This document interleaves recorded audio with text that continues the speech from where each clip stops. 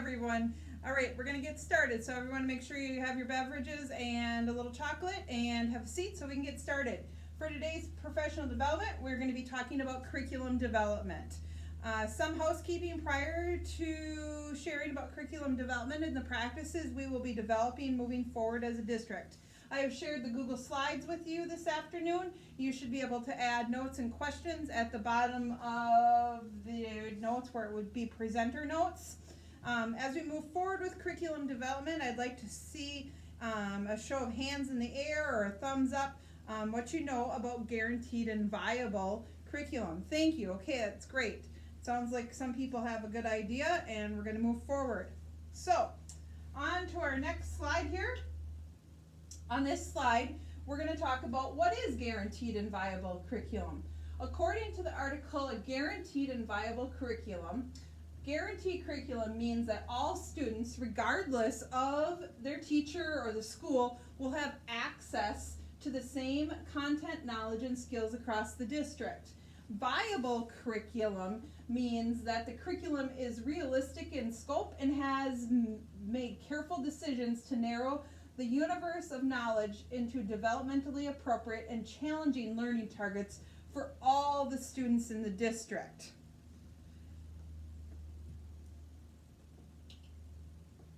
So, why should students have access to guaranteed and viable curriculum? According to Robert Marzano, one of the most significant factors that impacts student achievement is the teacher's commitment to implementing a guaranteed and viable curriculum to ensure that no matter who teaches a given class, the curriculum will address certain essential content.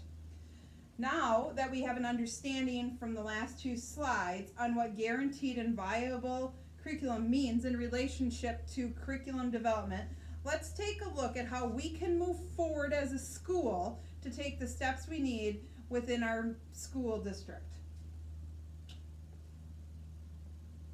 In the first step, we will be gathering information on our current curriculum and within our PLCs start unpacking the Wisconsin Common Core State Standards. The questions that we will be answering in step one are going to look like, who are the learners we are targeting and what do we want our learners or our students to learn? The second step is developing our learning targets that we have identified as essential in the student's academic development towards achieving high levels of learning. So as we're unpacking our Common Core State Standards, we're looking at what do we want our students as far as those Common Core State Standards, what are we taking as the essential skills either from our curricular PLCs or our grade level PLCs and moving forward with identifying those learning targets. The next slide that we're going to move into here is a great resource that we will be using as a guide when developing our learning targets.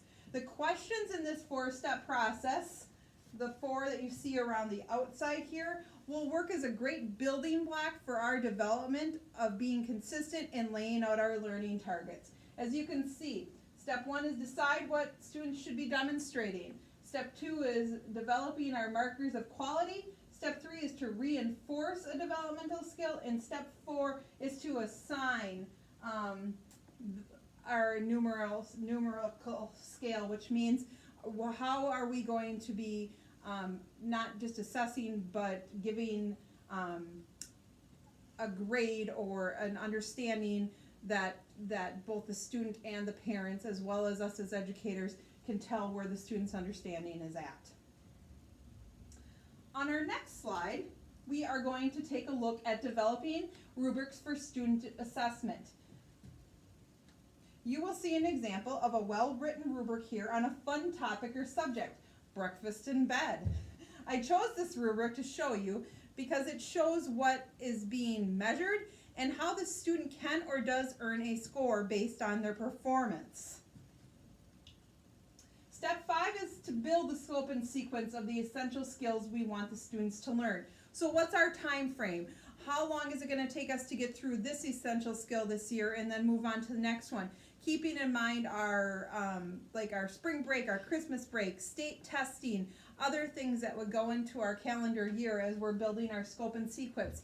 What do we want those kids to learn from the beginning of the year, point A, to the end of the year? And then that will move on, and then we'll further develop a scope and sequence that is sequential in years.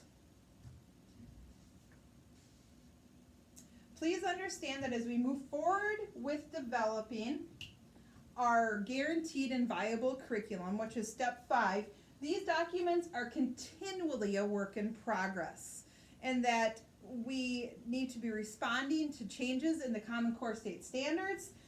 We need to remain up to date with educational research, and we continually need to be defining what our students' learning needs are here so they are career and college ready. I would like to wrap up some things today with highlighting the key components of a guaranteed and viable curriculum. So this is a list here of the key components of a guaranteed and viable curriculum. Lots of these we've already covered within the steps that we've talked about today that we're going to be taking as we're developing our guaranteed and viable curriculum. The introduction is the purpose or the goals of our curriculum. The audience, well, that's our students. What do we want our students to be learning? Our outcomes are unpacking our Common Core state standard. And then as we move down here to content framework, that's our essential skills. What we want our students to learn as we're looking at those Common Core state standards. The unit plans would be our learning targets that we talked about. What are those learning targets going to look like? Verification of learning is going to come from our rubrics. That's going to be our tool to measure how students are learning things through our rubrics.